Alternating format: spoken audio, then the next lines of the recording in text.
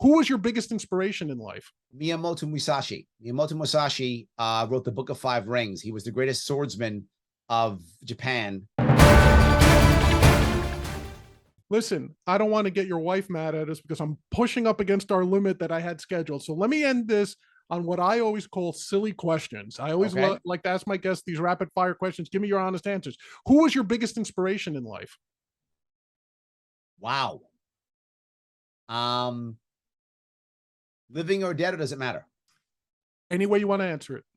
Miyamoto Musashi. Miyamoto Musashi wrote the Book of Five Rings. He was the greatest swordsman of Japan in the 16th century, 15th century, one of the two. I think 16th century. And he speaks about the idea of living your life as if you're already dead and understanding that what matters is your legacy. That's what you're working for. Every day you're working on your legacy because you're already dead. That's all you have to worry about. If you do that, to focus on fighting with your life, you use your large sword in your right hand, your small sword in your left hand, because you always went with offense. Offense is the key. When you're fighting multiple people, just hit one or two people, the rest will run. Remember, most people won't stand to fight. Most will run. Hit key people and hold your ground, the rest will run. That's how you defeat a large army. He discussed all those things. His book is amazing. I think differently about it. So Miyamoto Musashi. Thank you. And I learned something. I had never heard of Mr. Pronounce his name again? Miyamoto Musashi. Musashi. He wrote a book called The Book of Five Rings, which is actually a book on sword fighting, believe it or not. But it talks about his life thought process. Fantastic. I learned something today. Your favorite performer in any field or genre? Could be an actor, a singer, an artist, anything. I'll give you two very weird ones. Fair enough. And they're similar in one way. Ice Cube and Ricky Gervais.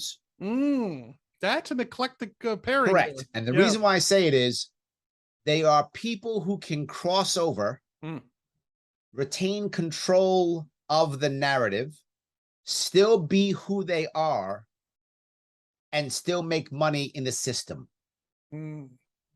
Ice Cube is still Ice Cube. He's still a hardcore rapper out of Compton. But he was able to do like Daddy, Are We There Yet movies, right? And that kind of stuff. He's able to move over, and he still is himself, but he still is now his son's in movies. He's an actor, he's a producer, he does all that. Just like his father, too.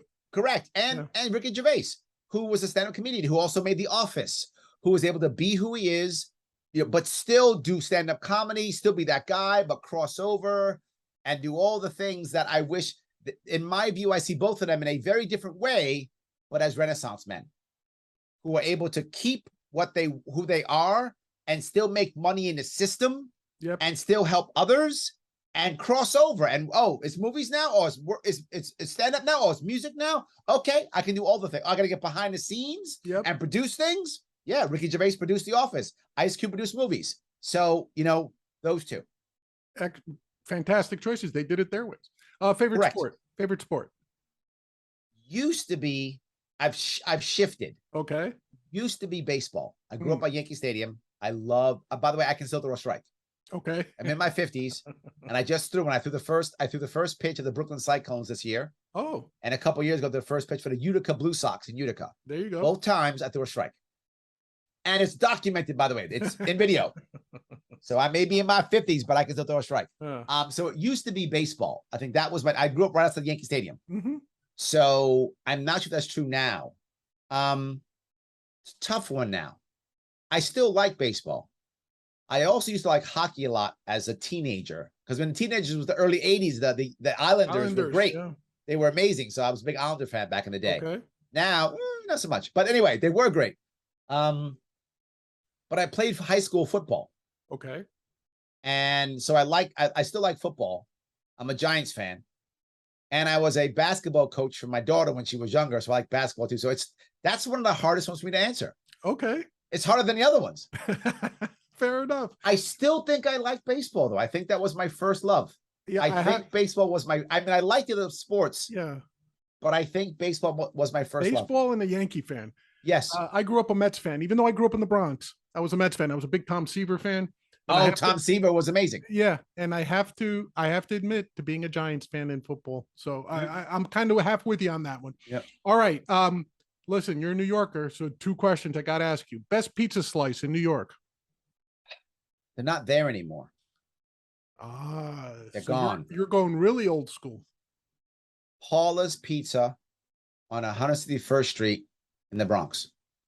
Her father came right from Italy. It was Joe's Pizza, Joseph. He left it to her, and then I guess she sold off, and it's a Subway now. Oh my! So 161st and what? Grand Concourse? No, Walton Avenue. Walton Avenue. Okay. I in the Bronx for me was Pugsley's Pizza. Oh yes, yes. Okay, so if you've heard of it, I'm not too far off. 100%. No. I know. Yes, absolutely. All right, and yes. The best bagel in New York. I know, but when I say New York, I'm being redundant because everyone knows there's no real pizza or bagels outside of New York. So I'm going to gamble though. There's some good bagels on Long Island. Really? Where? I'm torn. I'm just saying. I've been along. You're also a good politician, Larry. You don't want to offend anybody. No. Look, I said the Bronx. I said that. Yep. But I'm just being honest. When it comes to bagels, I've had some good bagels out. Generally speaking, the deeper the Jewish neighborhood is, the better the bagel is. There you go. Generally speaking. Yeah. That's not 100% rule, but it's a good 70, 80% rule. And most people don't know, but the South Bronx in the 50s was heavily Jewish. Yes. I learned how to play chess. Old Jewish men in the 70s in the park. There you go. Because the old Jewish men hadn't left yet, the senior citizens, and they would be in the park during the day, and they taught me how to play chess in the park. So, a lot of people say Brooklyn bagels might be the best. I don't know if I can answer. That's a tough one. I like Brooklyn. I've had bagels out in Carl Place in Nassau County that I thought were amazing. I've actually forgotten the name of the place. I have to tell you, I was pleasantly surprised when we moved here to Suffolk County from Queens a couple of years ago, right before the pandemic. First thing I said is, I got to scour the place for a good bagel joint, if there is one.